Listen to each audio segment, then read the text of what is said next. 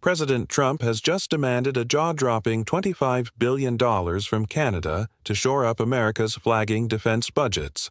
But in a stunning snub, Canada flat-out refuses, sending shockwaves through Washington. The result? U.S. military capabilities are suddenly on shaky ground, and the fallout could American security from coast to coast. Just last month in August 2025, President Trump ramped up his aggressive posture again, insisting that Canada ramp up its NATO contributions immediately or risk American retaliations. His administration cited ongoing U.S. defense overextension and congressional gridlock in Washington as the driving forces behind the move. It wasn't entirely unexpected. We've seen this play before when he slapped steep tariffs on Canadian steel and aluminum in 2018, sparking trade hell across the Midwest and decimating American factory orders. Now, with mining jobs in places like West Virginia and Arizona still reeling from prior Trump-era disruptions, Trump's demand for a $25 billion buy-in to coddle U.S. defense readiness has set the stage for another explosive clash. Before we continue, hit the like button and subscribe.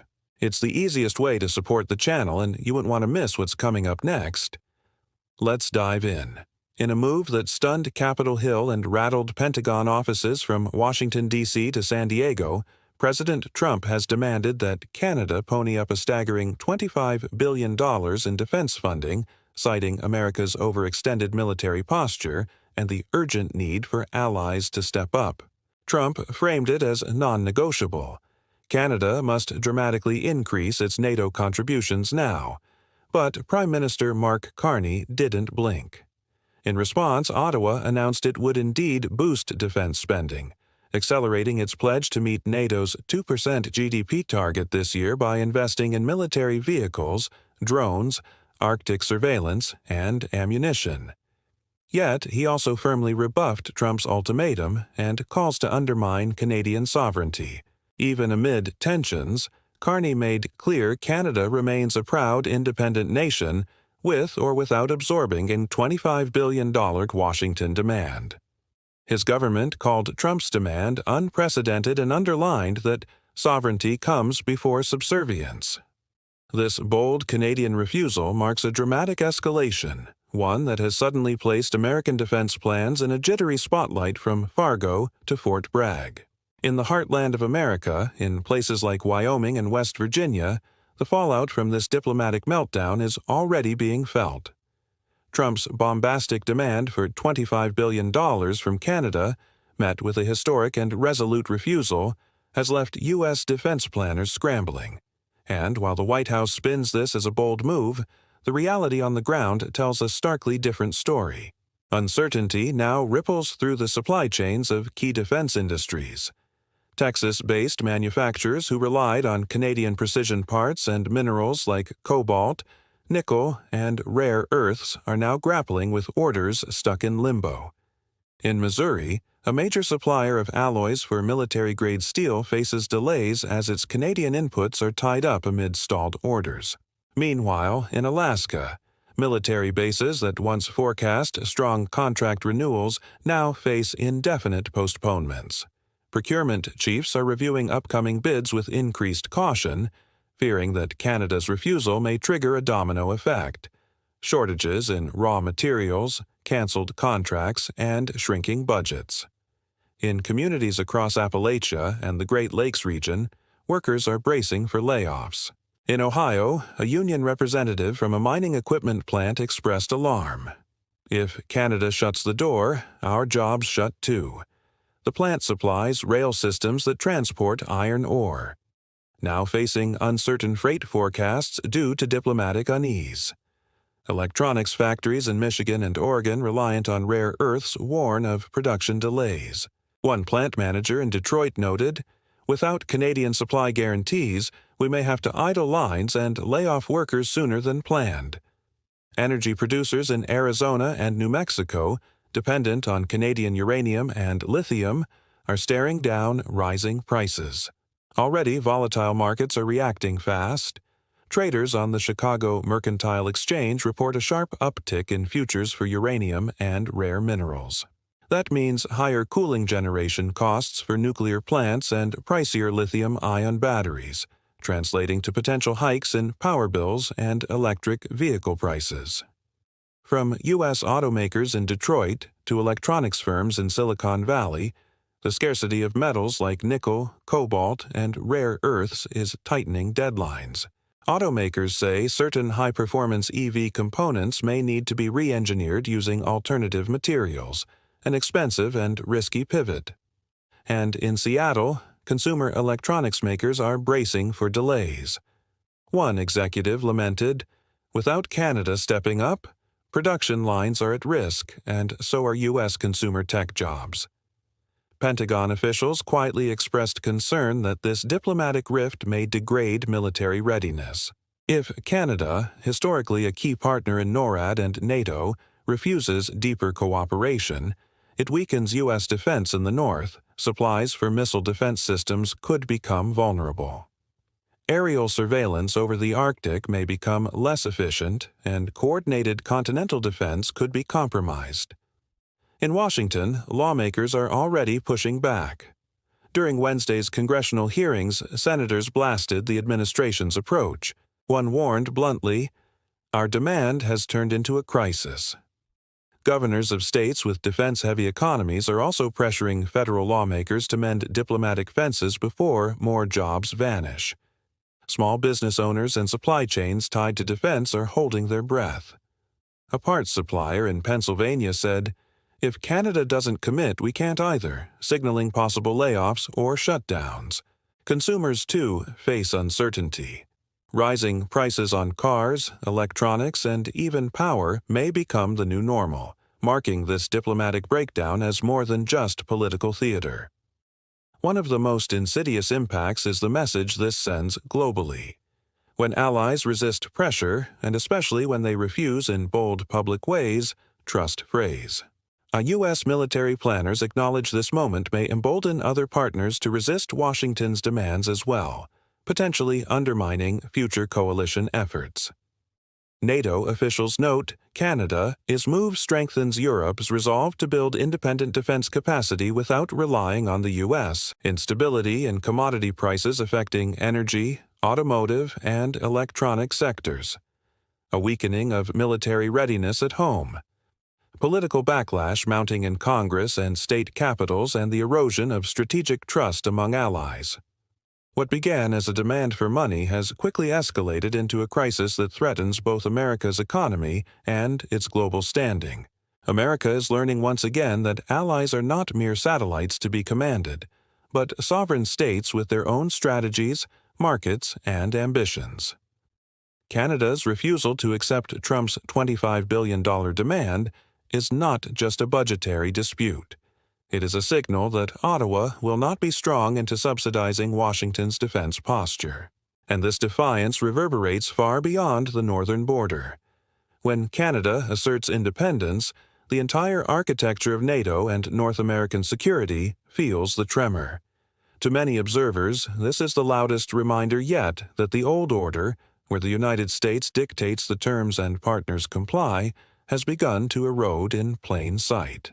In Brussels, diplomats whispered that this showdown was inevitable. European officials long wary of Trump's confrontational approach. View: Canada's pushback is part of a larger trend. Nations are calculating the cost of bowing to American pressure and increasingly choosing autonomy instead. For the U.S., this is a dangerous precedent. If Ottawa can refuse such a bold financial demand, why couldn't Berlin or Paris or even smaller NATO members like Norway or Portugal follow suit? In Washington, the fear is not just about losing Canadian dollars. It is about losing the perception of unquestioned leadership. At the heart of the matter lies a deeper economic reality. Canada is not merely a polite neighbor with maple syrup and timber. It is a resource powerhouse with minerals, energy, and metals critical to modern economies. From uranium deposits in Saskatchewan to nickel in Ontario and rare earths in Quebec, Canada is sitting atop the very commodities that power America's defense industry and its consumer economy. By refusing to be drawn into Trump's financial orbit, Ottawa is signaling that it can leverage these resources in its own national interest and potentially in partnership with other global players. Beijing and Brussels are both watching closely, knowing that Canada's minerals could diversify their supply chains away from U.S. influence. This is where the geopolitics cut even deeper. China, still the largest processor of rare earths, has been eager to secure long-term deals with countries outside America's direct reach. Canada, by holding its ground, demonstrates that it is open to broader alliances and trade structures that serve its own prosperity first. Europe, facing the dual challenge of Russian aggression and dependence on imported critical minerals, sees Ottawa as a natural partner in building strategic resilience. For the United States, that means one of its closest allies could increasingly align its economic weight with competitors rather than simply bolstering U.S. demands. The symbolism is potent. For decades, Americans assumed Canada's role was one of quiet compliance, bound by geography and history to follow Washington's lead. But Ottawa's sharp refusal to Trump's $25 billion order cuts through that assumption. It reminds global markets that Canada has options, that its resources and industries are globally sought after, and that it will not sacrifice its sovereignty to appease a neighbor's political theater. In practical terms, this undermines Washington's ability to use its northern ally as a buffer and a backstop in times of economic strain. Consider how this plays out in energy markets. American refineries in the Midwest are heavily dependent on Canadian crude, particularly heavy oil from Alberta. If political pressure escalates, and if Ottawa decides to leverage that dependency, prices in Chicago and Detroit could spike overnight. Similarly, American defense contractors sourcing nickel and cobalt for aerospace components face the possibility that Canadian suppliers might redirect exports to Europe or Asia under more favorable terms. The geopolitical signal here is that Canada is no longer bound to prioritize U.S. needs first. It is free to act as an independent global supplier. This shift resonates strongly in NATO corridors. At the most recent summit, officials noted Canada's announcement that it would meet the alliance's 2% GDP defense spending benchmark on its own terms through investments in Arctic surveillance, drones, and naval modernization. By refusing Trump's framing of the demand, Canada essentially told Washington, "We will invest in defense, but not because you ordered us to, and not in the way you dictate." That distinction matters. It underscores that NATO is no longer an American-led club, but a coalition where members seek alignment on their own priorities. For U.S. policymakers, it raises the unsettling question of how much leverage Washington truly has left when even its closest allies draw clear red lines. The economic consequences are magnified by perception. Markets respond not only to the availability of minerals or the flow of crude, but to confidence in stability. By rebuffing Trump so publicly, Canada has injected uncertainty into investors' expectations about North American integration. Corporations must now account for the possibility that long-standing defense and trade arrangements could unravel under political strain. This, in turn, encourages diversification. European automakers might increase orders of Canadian nickel. Asian energy firms might negotiate uranium contracts directly with Ottawa. And U.S. firms may be forced to pay a premium to secure supplies once taken for granted.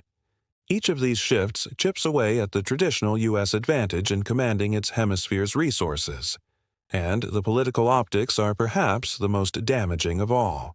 Trump styled himself as the master negotiator capable of bending allies to his will through raw pressure. Canada's refusal undermines that image at a critical time both domestically and abroad. For American audiences, it raises uncomfortable questions. If even Canada will not write the checks Trump demands, who else might walk away next? For foreign capitals, it serves as evidence that the U.S. president's threats are not always backed by results. The broader geopolitical significance is not just the money Canada withheld. It is the demonstration that Washington's bark may exceed its bite. The reverberations are not limited to high politics. In everyday American life, the fallout could soon be felt in ways that no press release from Washington can spin away. If Canadian minerals are redirected abroad, U.S. manufacturers will compete in tighter global markets, driving up costs for everything from smartphones to fighter jets.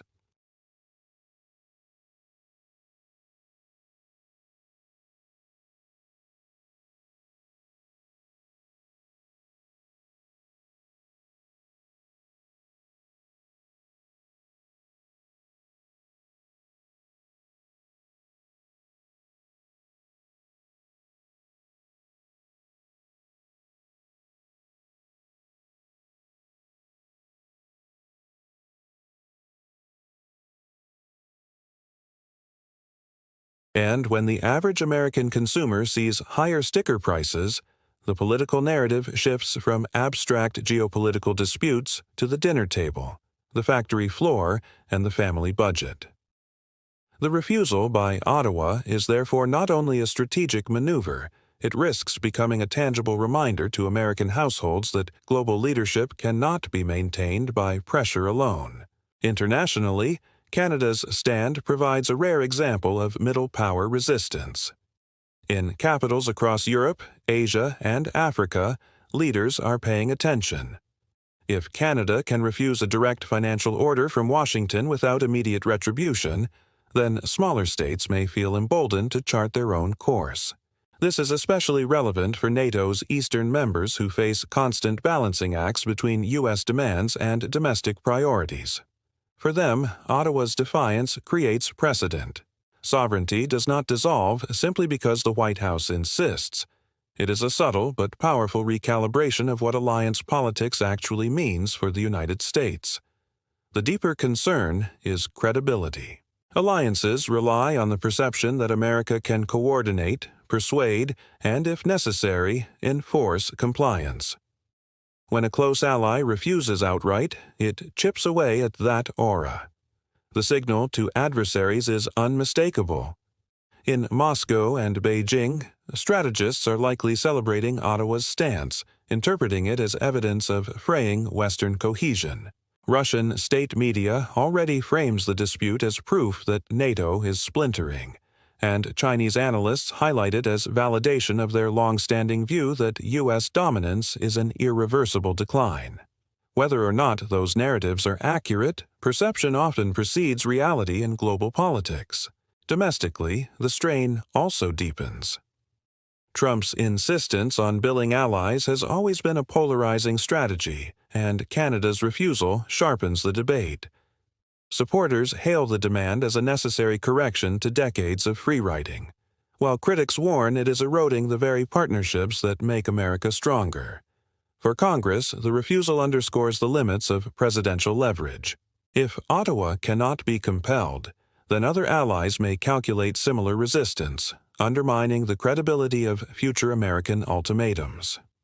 This raises broader questions about whether the era of unilateral U.S. dominance is giving way to a more multipolar order, not just in military terms but in economic leverage as well. The economic reverberations are most clearly seen in commodity markets. Nickel futures, already volatile, spiked in response to Ottawa's announcement, while uranium and cobalt prices edged upward. Investors quickly interpreted Canada's refusal as a sign that North American integration could weaken, forcing them to reprick risk across industries. For U.S. energy producers, that means higher input costs. For defense contractors, it means budgeting headaches and possible project delays. For ordinary American families, it means a creeping rise in consumer costs that feeds inflationary anxieties. Each of these outcomes stems from one decision in Ottawa, underscoring the disproportionate influence of Canadian resources in the broader economic balance. Geopolitically, the episode also strengthens Europe's hand. If Washington cannot extract concessions from Ottawa, then European leaders are less likely to cave to similar demands. Instead, they may double down on building autonomous defense industries, sourcing minerals from Canada directly, and diversifying away from U.S. dependence. In Brussels, the language of strategic autonomy now feels less aspirational and more urgent. That poses a long-term challenge for the U.S., a NATO in which Europe and Canada coordinate closely, but not necessarily under Washington's leadership. The symbolism of this shift away from American command toward shared but independent action marks a profound turning point in transatlantic politics. Even beyond NATO, Canada's refusal has ripple effects. Nations in the Indo-Pacific, particularly Australia and Japan, see in Ottawa's stance a model for balancing alliance commitments with domestic sovereignty. In Canberra, editorial pages frame Canada's defiance as proof that allies can say no without losing the relationship entirely. For Tokyo, the moment reinforces the need to cultivate diversified partnerships, ensuring that security cooperation with the U.S. does not come at the cost of total dependency. In this way, a single transatlantic dispute broadens into a global lesson. Washington cannot rely indefinitely on compliance from allies who now hold critical economic cards. For Trump, the political gamble is immense. He wagered that threats and dollar figures would produce compliance, and instead, he received resistance that echoes worldwide. His domestic base may celebrate the tough talk, but international observers see weakness in the outcome. The more Ottawa's refusal is discussed, the more it undermines the image of American dominance that Trump has tried to project. That damage is not easily repaired because perception lingers long after contracts are renegotiated or supply chains are adjusted. The notion that America's closest ally can publicly say no without consequence embeds itself in diplomatic memory, shaping calculations for years to come. Ultimately, the broader geopolitical and economic significance lies in the erosion of assumptions. For decades, Washington assumed Canada would align almost automatically. By refusing a $25 billion demand, Ottawa shattered that assumption, and in doing so reminded the world that alliances are voluntary, resources confer leverage, and sovereignty can be asserted even against the most powerful neighbor.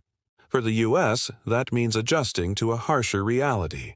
Allies are partners, not subordinates, and their choices can reshape global dynamics in ways that no presidential decree can undo.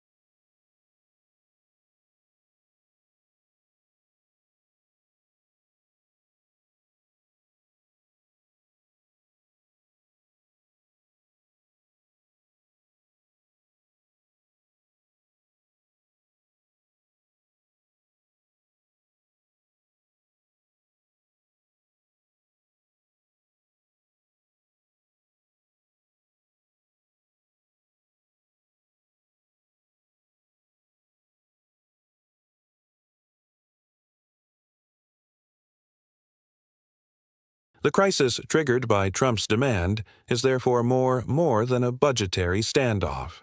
It is a turning point in how America is perceived, how allies behave, and how the economic foundations of U.S. power are tested in an increasingly multipolar world. Looking ahead, the stakes for America could hardly be higher. The rift with Canada is not a passing quarrel. It is a test of whether the United States can still command the kind of difference that once seemed automatic. If Ottawa holds firm, then other allies may conclude that Trump's financial ultimatums are bluster rather than binding. That perception could ripple outward, weakening Washington's bargaining power in Europe, Asia, and beyond. Every capital is watching closely to see how the U.S. responds and whether retaliation or accommodation follows. Markets, too, are bracing for what comes next.